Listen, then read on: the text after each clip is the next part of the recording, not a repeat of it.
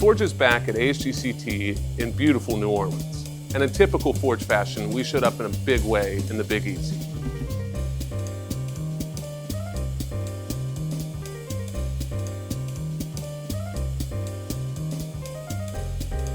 There are so many ways to engage with the Forge team this week at ASGCT. Whether it's the Tools and Technologies talk done by our Chief Technical Officer, David Dismuth, or the many poster presentations we have by our exceptional scientists.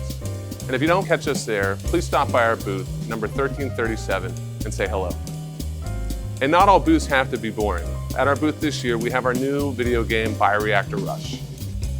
Pre-warning, it's a little stressful, but a lot of fun, so I'm sure you all can relate. And this Wednesday, Forge invited a local coffee company called Petite Rouge to bring their coffee cart to our booth to serve to everybody at ASGCT all day long to keep everybody well caffeinated. And if you haven't made enough friends already at ASGCT, we have our own friendship bracelet station.